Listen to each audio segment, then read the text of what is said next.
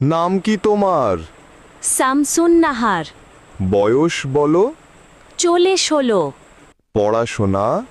আছে জানা। কোন ক্লাস? 9 পাস। রান্না বান্না, কাপড় কাচা, পারো তো ঘর মোছা, বেলতে জানো লুটি? জি, সবই মোটামুটি।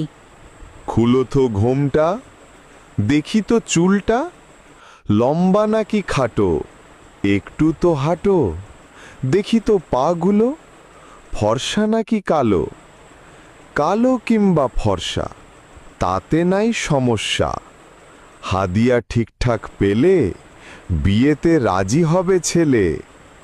ছেলে আমাদের চাকরি করে রাজধানীর ঢাকা শহরে, অনেক বেশি মাইনা, যৌতুক আমরা চাই না।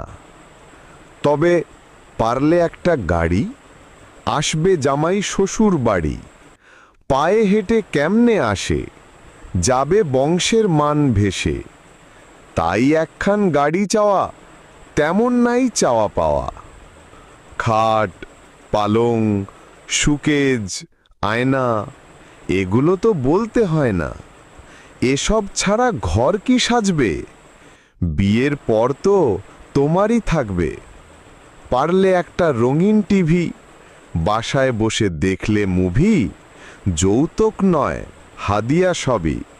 চুপ করেন মশাই, আর কিছু শুনতে না চাই। বলছি শোনেন মন দিয়ে, করছি না আমি এই বিয়ে। আমার পিতা গরিব চাষা, নাই অত টাকা পয়সা। পড়েননি এমন দায়ে কন্যা সন্তান জন্ম দিয়ে। হাদিয়া নামে চেয়ে যৌতুক, ভালোই তো করলেন কৌতুক। যৌতুক নামের কৌতুক যারা বলে, একগাল থুতু মারি তাদের কপালে। কৌতুক করা যাদের এত সাধ, থুতু ছাড়া ঘুচবে না সেই অপরাধ।